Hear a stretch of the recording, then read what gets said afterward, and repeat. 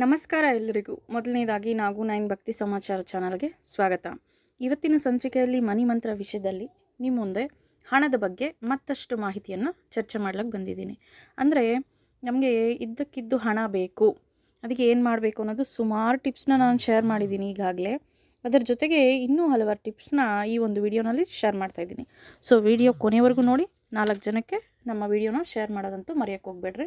ಇದುವರೆಗೂ ಯಾರೆಲ್ಲ ಸಬ್ಸ್ಕ್ರೈಬ್ ಮಾಡ್ಕೊಂಡಿಲ್ವೋ ಅವರೆಲ್ಲ ಸಬ್ಸ್ಕ್ರೈಬ್ ಮಾಡ್ಕೊಳ್ಳಿ.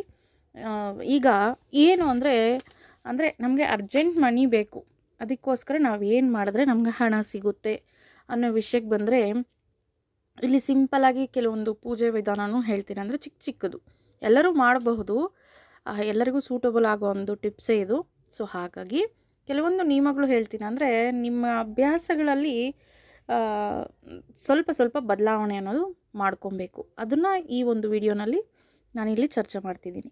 ಫಸ್ಟ್ ಆಫ್ ಆಲ್ ಏನು ಅಂದರೆ, ಕೆಲವರಿಗೆ ಬಟ್ಟೆಗಳು ತೆಗಿತಾರೆ. ಅಂದರೆ ಬಟ್ಟೆ ಬದಲಾಯಿಸುವಾಗ ಅದನ್ನು ಹಾಗೆ ತೆಗೆದು ಕಾಲಲ್ಲಿ ಒದೆಯೋ ಅಭ್ಯಾಸ ಇರ್ತದೆ. ಎಸ್ಪೆಷಲಿ ಹೆಂಗಸ್ರಿಗಿರಲ್ಲ ಅನ್ಕೊತೀನಿ, ಯಾಕಂದರೆ ಮನೆ ಶುದ್ಧಿ ಮಾಡೋದು ಅವರೇ ಅಲ್ವಾ, ಕ್ಲೀನ್ ಮಾಡ್ಕೊಳ್ಳೋ ಕೆಲಸ ಅವ್ರದ್ದೇ ಆಗಿರುತ್ತೆ, ಅವರಲ್ಲಿ ಕಡಿಮೆ ಇರ್ತದೆ ಅಂತ ನಾನು ಅನ್ಕೊತೀನಿ.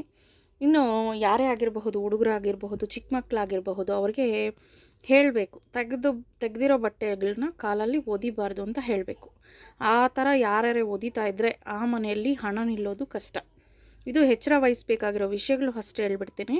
ಅದಕ್ಕೋಸ್ಕರ ಸೊ ಯಾರೇ ಆಗಿರಬಹುದು, ದೊಡ್ಡವರಾಗಿರಬಹುದು, ಚಿಕ್ಕವರಾಗಿರಬಹುದು, ಇಲ್ಲಿ ಹೆಂಗಸ್ರಿಗೂ ಆಗುತ್ತೆ, ಗಂಡಸ್ರಿಗೂ ಆಗುತ್ತೆ, ಅವರು ಸಹ ಅಷ್ಟೇ ತೆಗೆದಾಕಿರೋ ಬಟ್ಟೆಗಳನ್ನ ಕಾಲಲ್ಲಿ ಒದಿಬಾರ್ದು. ಒಗೆಯೋವಂಥದ್ದನ್ನು ಎತ್ಕೊಂಡೋಗಿ ಸಪ್ರೇಟಾಗಿ ಒಂದು ಬುಟ್ಟಿ ಅಥವಾ ವಾಷಿಂಗ್ ಮಿಷನ್ ಅಂತ ಇಟ್ಕೊಂಡಿರ್ತಾರಲ್ಲ, ಅಂಥದ್ರಲ್ಲೇ ಹಾಕ್ಬಿಡಬೇಕು. ಆದಷ್ಟು ಅವತ್ತಿನ ಬಟ್ಟೆಗಳು ಅವತ್ತೇ ವಾಶ್ ಮಾಡಿ ರೀಯೂಸ್ ಮಾಡ್ಕೊಳ್ಳೋಕ್ಕೆ ಯೂಸ್ ಮಾಡ್ಕೋಬೇಕು.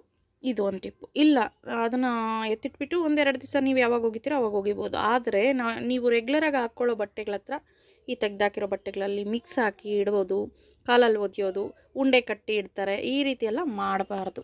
ಓಕೆ, ತಿರುವಾಕಿ ಹಂಗೆ ತಿರುಗುಗಳು ಇಡೋದು, ಈ ರೀತಿಯೂ ಇಡಬಾರ್ದು. ನಾನು ತುಂಬ ಕ್ಲಿಯರಾಗಿ ಹೇಳ್ತಾ ಇದ್ದೀನಿ, ಯಾಕಂದರೆ ಅರ್ಥ ಆಗಬೇಕು ಅಂತ ಅಷ್ಟೇ.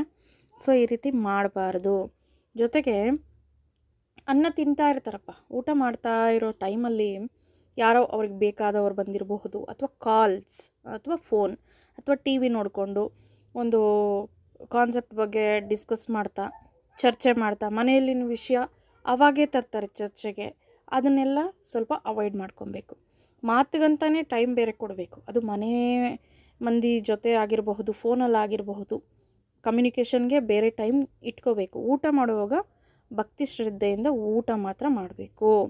ಎಂಜಲ್ಕಾಯಿನ ಹಾಗೆ ಇಟ್ಕೊಂಡಿರ್ತಾರೆ. ಯಾಕೆ ಈ ಮಾತು ಹೇಳ್ತಾ ಇದ್ದೀನಿ ಅಂದರೆ, ಅವ್ರು ತಿನ್ನೋ ಊಟದಲ್ಲಿ ಈ ಮಾತೇ ಹೊಟ್ಟೆ ತುಂಬೋಗುತ್ತೆ, ಊಟ ಕರೆಕ್ಟಾಗಿ ಸೇರೋದಿಲ್ಲ. ಜೊತೆಗೆ ಆ ಕೈ ಅನ್ನೋದು ಒಣಗೋಗುತ್ತೆ, ಡ್ರೈ ಆಗುತ್ತೆ.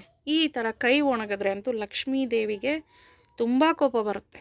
ಊಟ ಮಾಡೋವಾಗ ನಮ್ಮ ಬಾಯಿನೇ ಬೇರೆಯವರು ನೋಡಬಾರ್ದು. ಅಂದರೆ ನಾವು ತಿನ್ನೋದು ಅಷ್ಟು ಸ್ವಚ್ಛವಾಗಿ ತಿನ್ನಬೇಕು. ಮಾತಾಡ್ತಾ ಅಗೀತಾ ಜಗೀತಾ ಅದನ್ನು ಇನ್ನೊಬ್ಬರ ಮುಂದೆ ಮಾತಾಡ್ತಾ ಇದ್ದರೆ ಅದು ತುಂಬ ಅಸಭ್ಯ ವರ್ತನೆ, ನೋಡ್ಲಿಕ್ಕೂ ತುಂಬ ಅಸಹ್ಯ ಆಗುತ್ತೆ.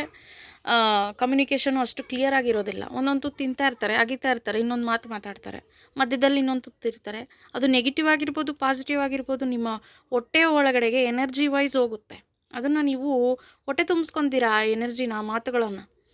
ಸೊ ಆ ಒಂದು ಚೇಂಜಸ್ ನಿಮ್ಮ ಬಾಡಿಯೆಲ್ಲ ಆಗುತ್ತೆ. ಮತ್ತು ಅದು ನೆಗೆಟಿವ್ ವರ್ಡ್ಸ್ ಆಗಿರ್ಬೋದು, ಪಾಸಿಟಿವ್ ಆಗಿರಬಹುದು. ಮತ್ತು ನೀವು ಆ ಕೆಲಸ ಮಾಡುವಾಗ ಊಟದ ಥಾಟ್ಸ್ ಬರೋಕ್ಕೆ ಅವಕಾಶ ಆಗುತ್ತೆ. ಹಾಗಾಗಿ ಕೆಲಸ ಮಾಡುವಾಗ ಕೆಲಸನೇ ಮಾಡಿರಿ, ಮಾತಾಡೋವಾಗ ಮಾತೇ ಆಡಬೇಕು, ಊಟ ಮಾಡುವಾಗ ಊಟನೇ ಮಾಡಬೇಕು. ಇದು ನೀವು ಬೇಸಿಕ್ಕಾಗಿ ತಿಳ್ಕೊಬೇಕಾಗಿರೋದು. ಆಲ್ರೆಡಿ ಎಲ್ಲರಿಗೂ ಗೊತ್ತೇ ಇರ್ತದೆ, ಗೊತ್ತಿದ್ದೇ ಸುಮಾರು ಮಿಸ್ಟೇಕ್ಸ್ ಮಾಡ್ತಾ ಇರ್ತಾರೆ. ಸೊ ಇವೆಲ್ಲ ಲಕ್ಷ್ಮೀ ದೇವಿಗೆ ಇಷ್ಟ ಆಗದೆ ಇರೋ ಒಂದು ಕೆಲಸಗಳು. ಸೊ ಊಟ ಮಾಡೋವಾಗ ಕೈ ಒಣಗೋವರೆಗೂ ಮಾತಾಡ್ತಾ ಇರಬೇಡ್ರಿ, ಅಥವಾ ತಟ್ಟೆ ಪಕ್ಕಕ್ಕೆ ಇಟ್ಬಿಟ್ಟು ಮಾತಾಡ್ತಾನೇ ಇರ್ತಾರೆ ಕೆಲವರು, ಕೈ ತೊಳಿಯಲ್ಲ, ಹಾಗೆ ಮಾತಾಡ್ತಾನೇ ಇರ್ತಾರೆ. ಯಾರೋ ಫ್ರೆಂಡ್ ಬಂದಿದ್ದಾರೆ ಅಥವಾ ಮನೆ ಮಂದಿ, ಅಥವಾ ಜಗಳ ಮಾಡೋದು, ಅಥವಾ ಹೆಂಡತಿ ಹತ್ರ ಅವಾಗೇ ಮಾತಾಡೋದು, ಅಥವಾ ಗಂಡಸರ ಹತ್ರ ಹೆಂಡತಿ ಅವಾಗೇ ಮಾತಾಡೋದು, ಇವೆಲ್ಲ ಮಾಡಬಾರ್ದು. ಊಟ ಮಾಡುವಾಗ ಖುಷಿ ಖುಷಿಯಿಂದ ಯಾರಿಗೆ ಏನು ಬೇಕು, ಯಾರ ಮನಸ್ತತ್ವ ಏನು ಅರ್ಥ ಮಾಡಿಕೊಂಡು ಅದು ಒಂದು ರೀತಿ ಬರೀ ಊಟದ ಕಮ್ಯುನಿಕೇಷನ್ ಮಾಡಬೇಕಲ್ಲಿ. ನಿನಗೇನು ಬೇಕು, ಈ ತಿಂಡಿ ಬೇಕಾ ತಗೋ, ಅದು ಈ ರೀತಿ ಡಿಸ್ಕಷನ್ ಇರಬೇಕು. ಹೊಂದಾಣಿಕೆ ಬರುತ್ತೆ. ಊಟ ಮಾಡುವಾಗ ಬೇರೆಯವ್ರ ಜೊತೆ ಮಾತಾಡೋದು, ಫೋನುಗಳು ಮಾತಾಡೋದು, ಟಿ ವಿ ನೋಡ್ಕೊಂಡು ತಿನ್ನೋದು, ಇದೆಲ್ಲ ಆದಷ್ಟು ಅವಾಯ್ಡ್ ಮಾಡಬೇಕು. ಇದು ಲಕ್ಷ್ಮೀ ದೇವಿಗೆ ಇಡಿಸದೇ ಇರೋ ಕೆಲಸಗಳಲ್ಲಿ ಒಂದು. ಕೈ ಒಣಗಿಸ್ಕೊಂಡು ತಟ್ಟೆನಲ್ಲಿ ಕೈ ಇಟ್ಕೊಂಡು ಬಾಯಿ ಮಾತಾಡ್ತಾ ತಿಂತಾ ಇದ್ದರೆ ಅದು ಅಸಭ್ಯದ ಕೆಲಸ, ಅಸಹ್ಯವಾಗಿರುತ್ತೆ. ಇದು ಲಕ್ಷ್ಮೀದೇವಿಗೆ ಇಷ್ಟ ಆಗಲ್ಲ, ನೆನ್ಪಿಟ್ಕೊಳ್ಳಿ. ಯಾಕಂದರೆ ಅನ್ನಪೂರ್ಣೇಶ್ವರಿ ನಮ್ಮ ತಟ್ಟೆನಲ್ಲಿರೋದು ಗೌರವದಿಂದ ನಾವು ತಿನ್ನಬೇಕು, ನಮ್ಮ ಹೊಟ್ಟೆ ತುಂಬಿಸ್ಕೊಬೇಕು. ಆ ಒಂದು ತಟ್ಟೆ ಊಟ ನಮ್ಮ ಮುಂದೆ ಇದೆ ಅಂದರೆ ನಾವು ಅದಕ್ಕೆ ಅರ್ಹರಾಗಿದ್ದೀವಿ.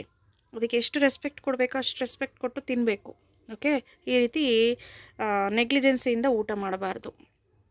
ಓಕೆ, ಅದು ವಿಷಕಾರಿಯಾಗಿರುತ್ತೆ.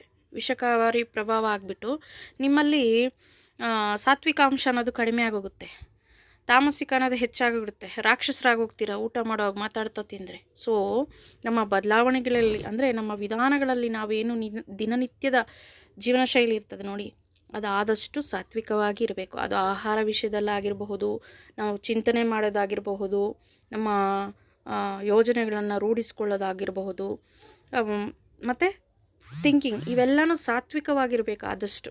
ನಾನು ಈಗಾಗಲೇ ಸುಮಾರು ಸಲ ಡಿಸ್ಕಸ್ ಮಾಡಿದ್ದೀನಿ. ಸಾತ್ವಿಕವಾಗಿರಬೇಕು. ತಾಮಸಿಕವಾಗಿರೋದಕ್ಕೆ ಆದಷ್ಟು ಅವಾಯ್ಡ್ ಮಾಡಿ. ತಾಮಸಿಕವಾಗಿ ಅಂದರೆ ಈ ನಾನ್ ವೆಜ್ ತಿನ್ನೋದಾಗಿರ್ಬೋದು, ಕೋಪದಿಂದ ರಿಯಾಕ್ಟ್ ಆಗೋವಂಥದ್ದು, ಯಾವುದೇ ಒಂದು ಡಿಸ್ಕಷನ್ಗೆ ಕೋಪ ತರಿಸ್ಕೊಳ್ಳೋದು.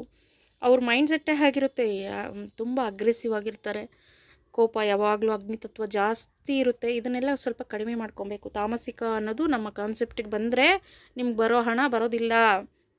ಸೊ ಆದಷ್ಟು ಸಾತ್ವಿಕವಾಗಿ ಇರೋದಕ್ಕೆ ಟ್ರೈ ಮಾಡಿ. ಅದು ಆಹಾರ ಪದ್ಧತಿ ಆಗಿರಬಹುದು, ನಡ್ಕೊಳ್ಳೋ ವಿಧಾನ ಆಗಿರಬಹುದು, ನೀವು ಥಿಂಕ್ ಮಾಡೋ ವಿಧಾನನೂ ಇಲ್ಲಿ ವರ್ತನೆ ಬರುತ್ತೆ. ಓಕೆ, ಈ ಮೂರು ಇದು ಊಟ ಮಾಡೋ ವಿಷಯದಲ್ಲಿ. ಮತ್ತು ಹೇಳಿದ್ನಲ್ಲ, ಈ ಸ್ನಾನ ಮಾಡಿದ ನೀರು ಕಾಲುಗಳ ಮೇಲೆ ಹಾಕ್ಕೊಂಬರ್ತಾರೆ, ಅದಂತೂ ಹಾಕ್ಕೊಂಡ್ಲೇ ಬರಬಾರ್ದು, ಇದೊಂದು. ಸೊ ಇವೆಲ್ಲ ಲಕ್ಷ್ಮೀ ದೇವಿಗೆ ಇಳಿಸದೇ ಇರೋವಂಥ ಕೆಲಸಗಳು. ಮತ್ತು ಇನ್ನು ಮಾಡಬೇಕಾಗಿರೋ ಒಂದು ಟಿಪ್ಸ್ ಹೇಳ್ತೀನಿ. ನೀವು ಶುಕ್ರವಾರ, ಯಾವುದೇ ಶುಕ್ರವಾರ ಆಗಿರಬಹುದು, ಸಾಯಂಕಾಲದೊತ್ತು ದೀಪಾರಾಧನೆ ಮಾಡ್ತೀವಲ್ಲ ಅಂಥ ಟೈಮಲ್ಲಿ ನವಧಾನ್ಯಗಳು, ಮತ್ತು ಯಾವ ಧಾನ್ಯಗಳು ಅಂತ ಕೇಳಬೇಡ್ರಿ. ನವಧಾನ್ಯಗಳು ಅಂದರೆ ಕಿಟ್ಟು ಬರುತ್ತೆ, ಅಥವಾ ಒಂದು ಇಡೀ ಅಷ್ಟೇ ಬೇಕು ನಮಗೆ, ಮನೆಯಲ್ಲಿಯೇ ಇದ್ದರೆ ಆಲ್ರೆಡಿ ಅದೇ ಧಾನ್ಯಗಳನ್ನ ಕಲೆಕ್ಟ್ ಮಾಡ್ಕೊಳ್ಳಿ. 9 ತರಹದ ಧಾನ್ಯಗಳನ್ನು ಒಂದು ಎಲ್ಲೋ ಬಟ್ಟೆನಲ್ಲಿ ಹಾಕಿ, ಒಂದು ಇಡೀ ಅಷ್ಟು ಹಾಕಿಬಿಟ್ಟು ಅದಕ್ಕೆ ದೀಪ ಅಂದರೆ ಧೂಪ ತೋರಿಸಿ. ಫಸ್ಟ್ ಅರಿಶಿನ ಕುಂಕುಮ ಇಟ್ಬಿಟ್ಟು ಒಂದು ಮೂಟೆ ಕಟ್ಟಿಬಿಟ್ಟು ಧೂಪ ತೋರಿಸಿ. ಅದನ್ನು ಎತ್ಕೊಂಡೋಗಿ ನಿಮ್ಮ ಮನೆ ಒಳಭಾಗದಲ್ಲಿ, ಮೇನ್ ಎಂಟ್ರೆನ್ಸ್ ಒಳಭಾಗದಲ್ಲಿ ಮೇಲ್ಗಡೆ ಒಂದು ಮಳೆ ಏನಾರೇ ಏರ್ಪಾಟ್ ಮಾಡಿಕೊಂಡು ಅದಕ್ಕೆ ಹಾಕ್ಬಿಡಿ, ನೇತಾಕ್ಬಿಡಿ. ಇದು 3 ತಿಂಗಳಿಗೊಮ್ಮೆ 6 ತಿಂಗಳಿಗೊಮ್ಮೆ ಇದನ್ನು ಬದಲಾಯಿಸ್ಬೋದು. ಆ ಒಂದು ಧಾನ್ಯದ ಮೂಟೆಯನ್ನು ತಗೊಂಡೋಗಿ ಹರಿಯೋ ನೀರಿಗೆ ಹಾಕಿಬಿಡಬಹುದು. ಈ ರೀತಿ ಮಾಡೋದ್ರಿಂದನೂ ಲಕ್ಷ್ಮಿ ತುಂಬ ನಮ್ಮ ಮನೆ ಒಳಗಡೆ ಬರೋಕ್ಕೆ ಅವಕಾಶ ಇರುತ್ತೆ. ಇದು ಸಿಂಪಲ್ ಟಿಪ್ ಅಂತಲೇ ಹೇಳ್ಬೋದು. ಎಲ್ಲೋ ಕ್ಲಾತ್, ಕಾಟನ್ ಕ್ಲಾತ್ ತಗೊಳ್ಳಿ, ಯೂಸ್ ಮಾಡದೇ ಇರೋವಂಥ ಕ್ಲಾತ್ ಇದು, ಅದನ್ನು ತಗೊಂಡು ಈ ಒಂದು ಟಿಪ್ನ ಮಾಡಿರಿ.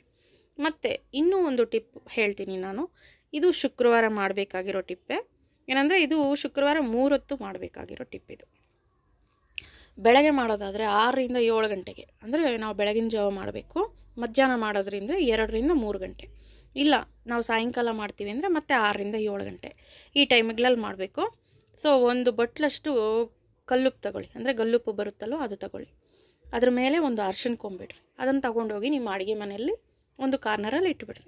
ಬೆಟರ್ ಆಗ್ನೇಯ ಮೂಲದಲ್ಲೇ ಇಡ್ರಿ, ಯಾಕೆಂದರೆ ಸಾಲ್ಟ್ ಅಲ್ವಾ, ಇದು ಸಾಲ್ಟ್ ಇಡ್ತೀವಿ ನಾವು. ಆಗ್ನೇಯ ಮೂಲದಲ್ಲೇ ಸಾಲ್ಟ್ ಇಡೋಕ್ಕೆ ನಾ ಹೇಳೋದು. ಇದು ಓಪನ್ ಆಗೇ ಇರಲಿ, ಒಂದು ಬೌಲ್, ನೀಟಾಗಿರೋ ಒಂದು ಬೌಲ್, ಅದರಲ್ಲಿ ಕಲ್ಲುಪ್ಪು, ಅದ್ರ ಮೇಲೆ ಒಂದೇ ಒಂದು ಅರ್ಶಿನ ಕೊಂಬು. ಈಗ ಬೆಳಗಿಂದು ಕ್ಲೋಸ್ ಆಯಿತು. ಮತ್ತು ಮಧ್ಯಾಹ್ನನೂ ಸೇಮ್ ಹೇಳಿರೋ ಟೈಮ್ ಪ್ರಕಾರ ಆ ಟೈಮ್ಗೆ 2 o'clock to 3 o'clock ಒಳಗಡೆ ಒಂದು ಬೌಲಷ್ಟು ಉಪ್ಪು ಮತ್ತು ಇನ್ನೊಂದು ಬೌಲ್ ತೊಗೋಬೇಕು. ಅದ್ರ ಮೇಲೆ ಒಂದು ಅರ್ಶಿನ ಕೊಂಬು ಇಡಬೇಕು. ಅದನ್ನು ತೊಗೊಂಡೋಗಿ ಅಡುಗೆ ಮನೇಲಿ ಇಡಬೇಕು. ಮತ್ತು ಈವ್ನಿಂಗ್ 6ರಿಂದ 7 ಗಂಟೆಗೆ ಸೇಮ್ ನೀವು ದೀಪಾರಾಧನೆ ಎಲ್ಲ ಮುಗಿಸಿರ್ತೀರ. ಒಂದು ಬೌಲಲ್ಲಿ ಕಲ್ಲುಪ್ಪನ್ನು ತುಂಬಿಸ್ಬಿಟ್ಟು ಒಂದು ಅರ್ಶಿನ ಕೊಂಬನ್ನು ಇಟ್ಟುಬಿಟ್ಟು ಅದನ್ನು ಎತ್ಕೊಂಡೋಗಿ ಅದೇ ಪ್ಲೇಸಲ್ಲಿ ಇಡಬೇಕು. ಇದು ಇಡೀ ದಿನ ಇಡೀ ರಾತ್ರಿ ಅಲ್ಲೇ ಇಡಬೇಕು. ಅದನ್ನೇನೇ ಯಾವುದೇ ರೀತಿ ಡಿಸ್ಟರ್ಬ್ ಮಾಡೋಕ್ಕೆ ಹೋಗಬಾರ್ದು. ಶನಿವಾರ ಬೆಳಗ್ಗೆ ಸ್ನಾನ ಎಲ್ಲ ಆದಮೇಲೆ ಅಥವಾ ಕೈಕಾಲು ತೊಳ್ಕೊಂಡು ಅದನ್ನು ತಗೊಂಡು 3 ಬೌಲಲ್ಲಿರೋದು ಒಂದು ಕವರ್ಗೆ ಅಥವಾ ಒಂದು ಬ್ಯಾಗ್ ಹಾಕ್ಕೊಂಡು ಎತ್ಕೊಂಡೋಗಿ ಹರಿಯೋ ನೀರಲ್ಲಿ ಹಾಕಿಬಿಡ್ಬೋದು, ಅಥವಾ ಒಂದು ಕಡೆ ಮಣ್ಣು ತೆಗೆದು ಹೂತು ಬಿಡಬಹುದು. ಈ ರೀತಿ ಮಾಡಿದ್ರೂ ಸಹ ನಿಮಗೆ ಹಣ ಅನ್ನೋದು ಬರ್ತಾ ಇರ್ತದೆ ಚೆನ್ನಾಗಿ. ನಮಗೆ ಯಾಕೋ ಆಗ್ತಾಯಿಲ್ಲ, ವ್ಯಾಪಾರ ಆಗ್ತಾಯಿಲ್ಲ, ಹಣ ಬರೋದು ಕಡಿಮೆ ಆಗಿದೆ, ಇದನ್ನೆಲ್ಲ ಹೇಳೋರು ಇದನ್ನು ಸಹ ಮಾಡ್ಬೋದು. ಸುಮಾರು ಟಿಪ್ಸ್ ಇದೆ, ಶುಕ್ರವಾರ ನಿಯಮಗಳಲ್ಲಿ ಸುಮಾರಿದೆ. ಸುಮಾರು ನಮ್ಮ ವಿಡಿಯೋಗಳಲ್ಲಿ ಶೇರ್ ಮಾಡಿದ್ದೀನಿ. ಪ್ರತಿಯೊಂದು ಟಿಪ್ಸ್ ನೋಡ್ತಾಯಿರಿ, ಡೇಗೆ ಒಂದು ಫಾಲೋ ಮಾಡ್ತಾಯಿರಿ. ಮತ್ತು ಅಫರ್ಮೇಷನ್ಗಳಿದೆ, ಸುಮಾರು ಮನೆ ಅಫರ್ಮೇಷನ್ಗಳಿದೆ, ಅದು ಟ್ರೈ ಮಾಡ್ತಾಯಿರಿ. ಏನು ಅಂದರೆ ಇಲ್ಲಿ ಪಾಸಿಟಿವ್ ಆಗಿ ಥಿಂಕ್ ಮಾಡಬೇಕು ನೀವು ಮಾಡೋ ಒಂದು ಪೂಜಾ ವಿಧಾನ ಆಗಿರಬಹುದು. ಮತ್ತು ಇಲ್ಲಿ ಹೇಳಲೇಬೇಕಾಗಿರೋ ಇನ್ನೊಂದು ಮೇಯ್ನ್ ಇಂಪಾರ್ಟೆಂಟ್ ಅಂದರೆ, ಪೂಜೆ ಮಾಡ್ತೀರಾ ನೀವು, ಇಲ್ಲ ಅಂತ ಹೇಳ್ತಾ ಇಲ್ಲ. ಇವತ್ತು ಸೋಮವಾರನ ಶಿವನಿಗೆ ಪೂಜೆ ಮಾಡೋದು, ಮಂಗಳವಾರನ ಸುಬ್ರಹ್ಮಣ್ಯನಿಗೆ, ಬುಧವಾರನ ಗಣೇಶನಿಗೆ, ಗುರುವಾರನ ಸಾಯಿಬಾಬಾ ಅಥವಾ ರಾಘವೇಂದ್ರ ಸ್ವಾಮಿಗೆ, ಶುಕ್ರವಾರನ ಮತ್ತು ಲಕ್ಷ್ಮೀ ದೇವಿಗೆ, ಗೋವಿಂದಗೂ ಮಾಡ್ತಾರೆ ಕೆಲವರಂತೂ. ಇನ್ನು ಶನಿವಾರ ಗೋವಿಂದನಿಗೆ ಮತ್ತು ಶನಿ ಮಹಾತ್ಮನಿಗೆ, ಭಾನುವಾರನ ಸೂರ್ಯ ಭಗವಾನನಿಗೆ. ಅಥವಾ ಅವತ್ತಂತೂ ಕೆಲವರು ಪೂಜೆನೇ ಮಾಡೋದಿಲ್ಲ, ಯಾಕಂದರೆ ಅವ್ರು ಪೂಜೆ ಮಾಡ್ಕೊತಾ ಇರ್ತಾರೆ ಅವತ್ತು, ನಾನ್ ವೆಜ್ ತಿನ್ನೋರು ಹೇಳ್ತಾ ಇದ್ದೀನಿ. ಸೊ ಹಾಗಾಗಿ ಈ ರೀತಿ ಇರ್ತದಲ್ಲ. ನಾ ಹೇಳೋದೇನೆಂದರೆ, ನಿಮ್ಮ ದೇವರು ಒಂದೇ ಆಗಿರಬೇಕು. ನೀವು ಕಣ್ಣು ಮುಚ್ಕೊಂಡ ತಕ್ಷಣ ನಿಮಗೆ ಯಾವ ದೇವರು ಕಾಣಿಸ್ತಾರೋ ಅವರೇ ನಿಮ್ಮ ಮೇನ್ ಗುರುಗಳಾಗಿರ್ತಾರೆ. ಅವ್ರದ್ದೇ ಒಂದು ಜೀವನ ಶೈಲಿನ ನೀವು ಅಳವಡಿಸ್ಕೋಬೇಕು, ಅವ್ರನ್ನ ಆದರ್ಶವಾಗಿ ತಗೊಬೇಕು. ಅದು ಹೆಣ್ಣು ದೇವರಾಗಿರಬಹುದು, ಗಂಡು ದೇವರಾಗಿರಬಹುದು, ಅಥವಾ ಸ್ವಾಮಿಗಳಾಗಿರಬಹುದು ಇತ್ಯಾದಿ. ನೀವು ಯಾರನ್ನ ಆರಾಧನೆ ಮಾಡ್ತಾರೋ ಅದು ಒಬ್ಬರನ್ನ ಗುರುವಾಗಿ ತಗೊಬೇಕು. ಎಲ್ಲ ದೇವ್ರನ್ನೂ ನಾನು ಇಷ್ಟಪಡ್ತೀನಿ, ಎಲ್ಲ ದೇವ್ರಿಗೂ ಪೂಜೆ ಮಾಡ್ತೀನಿ ಆಗೋದಿಲ್ಲ. ಯಾಕಂದರೆ ರೂಪಗಳು ಬೇರೆ ಬೇರೆ. ಕೆಲವು ಆಧ್ಯಾತ್ಮಿಕ ಬೇಸ್ ನೀವು ಅಳವಡಿಸ್ಕೊಂಡಿದ್ರೆ, ನಿಮಗೆ ಸ್ವಲ್ಪ ನಾಲೆಡ್ಜ್ ಆದರೂ ಇದ್ದರೆ ನಿಮಗೆ ಅವಗಾಹನೆ ಇರುತ್ತೆ ಈಗಾಗಲೇ. ದೇವರಂದರೆ ಏನು, ದೇವರಂದರೆ ಒಂದೇ, ರೂಪಗಳು ಅನೇಕ. ಹಾಗಾಗಿ ಯಾವುದೋ ಒಂದು ರೂಪದಲ್ಲಿ ನೀವು ಆರಾಧನೆ ಮಾಡಿರಿ. ನನಗಿಷ್ಟ ಬಂದಿದ್ದ ರೂಪದಲ್ಲಿ ನಾನು ದಿನಕ್ಕೊಂದು ದೇವ್ರನ್ನ ಪೂಜೆ ಮಾಡ್ತೀನಿ ಅಂದರೆ ಆಗೋದಿಲ್ಲ. ನಿಮಗೆ ಇಷ್ಟವಾದ ದೇವರು ಯಾರು, ಕಣ್ಣು ಮುಚ್ಕೊಂಡ ತಕ್ಷಣ ನೆನೆಸ್ಕೊಂಡ ತಕ್ಷಣ ಬರೋ ದೇವರು ಯಾರು, ಅವರೇ ನಿಮ್ಮ ಗುರುಗಳು, ಆದರ್ಶ ಗುರುಗಳು. ಅವ್ರದ್ದೇ ಜೀವನ ಶೈಲಿನ ಅಳವಡಿಸ್ಕೊಳ್ರಿ. ಓಕೆ. ಮತ್ತು ಅದೇ ದೇವ್ರನ್ನ ಆರಾಧನೆ ಮಾಡಿ. ಇವತ್ತು ಮಂಗಳವಾರನ ಅದೇ ದೇವ್ರನ್ನ ಆರಾಧನೆ ಮಾಡಿರಿ, ಬುಧವಾರನ ಅದೇ ದೇವ್ರನ್ನ ಆರಾಧನೆ ಮಾಡಿರಿ, ಯಾವ ವಾರ ಆದರೂ ಪರವಾಗಿಲ್ಲ, ನಿಮಗೆ ಇಷ್ಟ ದೇವ್ರನ್ನ ಮಾತ್ರ ಆರಾಧನೆ ಮಾಡಿರಿ. ಒಂದು ದೇವ್ರನ್ನ ಮಾತ್ರ ಆಯ್ಕೆ ಮಾಡ್ಕೊಳ್ಳಿ. ಡಿಸೈಡ್ ಮಾಡ್ಕೊಳ್ಳಿ ನಿಮ್ಗೆ ಯಾವ ದೇವರಿಂದ ಬೆನಿಫಿಟ್ಸ್. ಅಂದರೆ ಬೆನಿಫಿಟ್ಸ್ಗೋಸ್ಕರ ಇಲ್ಲಿ ಪೂಜೆ ಮಾಡಿ ಅಂತಲ್ಲ, ಒಂದು ಸಮಾಧಾನಕ್ಕೋಸ್ಕರ. ಓಕೆ. ನಿಮ್ಮ ಇಂಟೆನ್ಷನ್ನ ನೀವು ಡೈರೆಕ್ಟ್ ಯೂನಿವರ್ಸ್ಗೆ ಕನೆಕ್ಟ್ ಮಾಡೋದಕ್ಕೆ ಒಬ್ಬರನ್ನ ಆಯ್ಕೆ ಮಾಡ್ಕೊಬೇಕು. ಅಫರ್ಮೇಷನ್ ಮಾಡ್ತೀರಾ, ಮತ್ತು ಇವತ್ತು ಗಣೇಶನ ಪೂಜೆ, ನಾಳೆ ಅಫರ್ಮೇಷನ್ ಮಾಡ್ತೀರಾ, ಮತ್ತು ಸಾಯಿಬಾಬಾಗೆ ಪೂಜೆ. ಆ ಥರ ಅಲ್ಲ, ಒಂದೇ ದೇವ್ರನ್ನ ಆಯ್ಕೆ ಮಾಡ್ಕೊಬೇಕು. ನೀವು ಪ್ರತಿನಿತ್ಯ ಪೂಜೆ ಮಾಡಿರಿ, ಆದರೆ ಒಂದೇ ದೇವರಿಗೆ ಪೂಜೆ ಮಾಡಿರಿ. ಓಕೆ. ಮತ್ತು ಯಾಕಂದರೆ ಇಲ್ಲಿ ಆತ್ಮ ಒಂದೇ, ರೂಪ ಅನೇಕ. ನಿಮಗಿದು ಗೊತ್ತೇ ಇರ್ತದೆ. ಭಗವಂತರು ಒಬ್ಬರೇ, ರೂಪಗಳು ಅನೇಕ. ಸೊ ಆಗಿರೋದ್ರಿಂದ ಒಂದೇ ದೇವ್ರನ್ನ ಆಯ್ಕೆ ಮಾಡ್ಕೊಳ್ಳಿ, ಒಂದೇ ದೇವ್ರನ್ನ ಪೂಜೆ ಮಾಡಿ. ಮತ್ತು ಇಲ್ಲಿ ಇನ್ನೊಂದು ಮಾಹಿತಿ ಹೇಳಲೇಬೇಕಾಗಿರೋದು, ನಿಮಗೆ ಯಾವುದೋ ಒಂದು ವಿಷಯದ ಬಗ್ಗೆ ಯಾರೋ ಒಬ್ಬರು ನಿಮಗೆ ಹಿತೈಷಿಗಳು ಹೇಳ್ತಾರೆ, ಹಿಂಗೆ ಮಾಡಿ ಹಂಗೆ ಮಾಡಿರಿ ಅಂತ ಅವರು ಸಜೆಸ್ಟ್ ಮಾಡ್ತಾರೆ.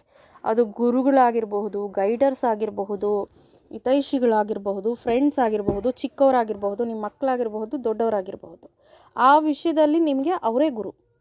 ಅಂದರೆ ಆ ವಿಷಯ ನಿಮ್ಗೆ ಇದಕ್ಕೆ ಮೊದಲು ಗೊತ್ತಿರಲ್ಲ. ಓಕೆ.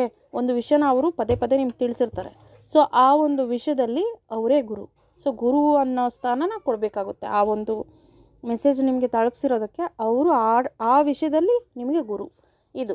ಓಕೆ. ಮತ್ತು ಇನ್ನೊಂದು ಎನರ್ಜಿನ ಎಕ್ಸ್ಚೇಂಜ್ ಮಾಡ್ಕೊಳ್ಳೋದು.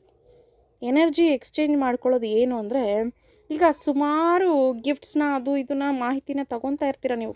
ಒಬ್ಬರಿಂದ ಒಬ್ರಿಗೆ ಒಂದು ಗೈಡನ್ ಕೊಡೋವ್ರಿಗೆ ಆಗಿರಬಹುದು, ಬೇರೆಯವ್ರ ಹತ್ರ ಸುಮ್ಮನೆ ಗೈಡೆನ್ಸ್ ತಗೊತಾ ಇರ್ತಾರೆ. ನಾನು ಹಿಂಗೆ ಮಾಡಿದ್ರೆ ಒಳ್ಳೇದಾ, ಹಂಗೆ ಮಾಡಿದ್ರೆ ಒಳ್ಳೇದಾ, ಫ್ರೆಂಡ್ಸ್ ಹತ್ರನೂ ಡಿಸ್ಕಸ್ ಮಾಡ್ತಾ ಇರ್ತಾರೆ, ಎಲ್ಲೋ ಒಂದು ಕಡೆ ಡಿಸ್ಕಸ್ ಮಾಡ್ತಾ ಇರ್ತಾರೆ. ಇದನ್ನೆಲ್ಲ ಸುಮ್ಮನೆ ಮಾಡಬಾರದು. ಎನರ್ಜಿ ಎಕ್ಸ್ಚೇಂಜ್ ಆಗುತ್ತೆ. ಇದು ನಿಮಗೇನು ಬೇಕೋ ನೀವು ಕೇಳ್ತೀರಾ, ಅದು ಒಂದು ಎನರ್ಜಿ. ಆ ಕಡೆ ಕೇಳಿಸ್ಕೊಳೋರು ನಿಮಗೆ ರಿಪ್ಲೈ ಕೊಡ್ತಾರೆ. ಸೊ ಅದು ಒಂದು ಎನರ್ಜಿ, ಅವ್ರ ಕಡೆಯಿಂದ ಒಂದು ಎನರ್ಜಿ ನಿಮ್ಮವರೆಗೂ ಬರುತ್ತೆ. ಸೊ ಇದು ಸುಮ್ಮನೆ ಆಗಬಾರದು. ಅಲ್ಲಿ ಏನೋ ಒಂದು ರೀತಿ ಗಿಫ್ಟ್ ಎಕ್ಸ್ಚೇಂಜು ಅಥವಾ ಅದಕ್ಕೆ ಅಂತ ಒಂದು ಕನ್ಸಲ್ಟೇಷನು, ಈ ರೀತಿ ಹಿರಿಯರ ಆಶೀರ್ವಾದ ಪಡೀರಿ, ಅವ್ರಿಗೆ ಒಂದು ಗಿಫ್ಟ್ ಕೊಡ್ರಿ. ಚಿಕ್ಕ ಮಕ್ಳು ಹೇಳ್ತಾರೆ, ಅವ್ರಿಗೆ ಒಂದು ಚಾಕ್ಲೇಟ್ ಕೊಡ್ರಿ. ಆ ವಿಷಯ ನಿಮಗೆ ಅದು ಅವರು ಸಜೆಸ್ಟ್ ಮಾಡಿದ್ರೆ ಅವರು ನಿಮ್ಮ ಗುರುಗಳು.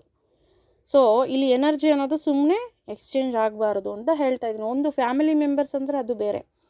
ನೀವು ಹೊರಗಿನವ್ರ ಮಾತು ತಗೊತಿದ್ದೀರಾ, ಅವ್ರನ್ನ ಫಾಲೋಅಪ್ ಮಾಡ್ತಿದ್ದೀರಾ, ಅವರ ಒಂದು ಗೈಡೆನ್ ಮುಖಾಂತರ ಹೋಗ್ತಿದ್ದೀರಾ ಅಂದರೆ ಅವರು ಆ ವಿಷಯದಲ್ಲಿ ನಿಮ್ಗೆ ಗುರುಗಳಾಗಿರ್ತಾರೆ. ಸೊ ಎನರ್ಜಿ ಅನ್ನೋದು ಸುಮ್ಮನೆ ಎಕ್ಸ್ಚೇಂಜ್ ಮಾಡ್ಕೋಬಾರ್ದು. ಅದು ಯಾರೇ ಆಗಿರಬಹುದು. ಕಾಮನ್ ಆಗಿ ಒಂದು ಕಡೆ ಕೆಲಸ ಮಾಡೋ ನಿಮ್ಮ ಮ್ಯಾನೇಜರ್ ಹತ್ರ ನೀವು ಡೈಲಿ ಹಿಂಗೆ ಮಾಡಿದ್ರೆ ಒಳ್ಳೇದು, ಹಂಗೆ ಮಾಡಿದ್ರೆ ಒಳ್ಳೇದು ಅಂತ ಡಿಸ್ಕಸ್ ಮಾಡಬಹುದು. ಅವ್ರಿಗೇನೋ ಒಂದು ಸಣ್ಣ ಪುಟ್ಟ ಗಿಫ್ಟ್ ಕೊಟ್ಬಿಟ್ಟು ಆಮೇಲೆ ಅದನ್ನು ತಗೋಬೋದು. ಆ ಮೆಸೇಜ್ನ ನೀವು ಫಾಲೋ ಮಾಡಬಹುದು. ಅವಾಗ ಅಲ್ಲಿ ಎನರ್ಜಿ ಎಕ್ಸ್ಚೇಂಜ್ ಆಗಿರುತ್ತೆ. ಸೊ ಅದಕ್ಕೆ ತಕ್ಕಂಥ ನೀವು ಕೃತಜ್ಞತೆ ಕೊಟ್ಟಿರ್ತೀರ, ಅಲ್ಲಿ ಥ್ಯಾಂಕ್ಸ್ ಹೇಳ್ತೀರಾ. ಕೆಲವರು ಥ್ಯಾಂಕ್ಸು ಹೇಳೋದಿಲ್ಲ. ಸೊ ಈ ರೀತಿ ಈ ಸಣ್ಣ ಸಣ್ಣ ಬದಲಾವಣೆಗಳು ಮಾಡ್ಕೊಬೇಕು ಜೀವನದಲ್ಲಿ. ಮತ್ತು ಇನ್ನೊಂದು ಮೇಯ್ನ್ ಇಂಪಾರ್ಟೆಂಟ್ ಅಂದರೆ ಗಂಡ ಹೆಂಡ್ತಿ ಹಣ ಬರೋದಿಲ್ಲ ಅಂತ ಗಂಡ ಯಾವಾಗಲೂ ಮನೆಯಲ್ಲಿ ಹೇಳ್ತಾ ಇರ್ತಾರೆ. ಹೆಂಡ್ತಿಗೆ ಈ ಒಂದು ವಸ್ತು ಗಿಫ್ಟ್ ಕೊಡೋದ್ರಿಂದ ಹಣ ಯಥೇಚ್ಛವಾಗಿ ಬರುತ್ತೆ. ಅದು ಗೊತ್ತಿದೆಯಾ ನಿಮಗೆ?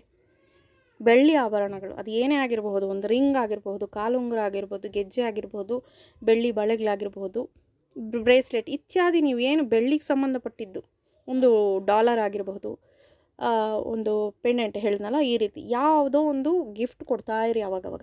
ನನಗೆ ಹಣ ಬರೋದು ಕಡಿಮೆ ಆಗಿದೆ, ದುಡಿಮೆ ಕಡಿಮೆ ಆಗಿದೆ ಅಂದಾಗ ಮನೆಯಲ್ಲಿ ಲಕ್ಷ್ಮೀ ಸ್ವರೂಪ ಹೆಂಡ್ತಿ ಇರ್ತಾರೆ. ಸೊ ಇದು ಎಸ್ಪೆಷಲಿ ಗಂಡ ಹೆಂಡ್ತಿನಲ್ಲಿ ಈ ಥರ ಪ್ರಾಬ್ಲಮ್ ಬಂದರೆ ಗಂಡ ಆಗಿರೋರು ಅಂದರೆ ಆ ಮನೆ ಗಂಡ ಆಗಿರೋರು ಅವರ ಹೆಂಡ್ತಿಗೆ ಈ ರೀತಿ ಬೆಳ್ಳಿದನ್ನು ಗಿಫ್ಟ್ ಮಾಡ್ತಾ ಇರಬೇಕು. ಆಗಾಗ ಅಟ್ಲೀಸ್ಟ್ 3 ಮಂತ್ಸ್ಗೊಮ್ಮೆ ಈ ರೀತಿ ಮಾಡ್ತಾಯಿರಿ. ಹಣ ಅನ್ನೋದು ಯಥೇಚ್ಛವಾಗಿ ಬರ್ತಾ ಇರುತ್ತೆ ನಿಮಗೆ.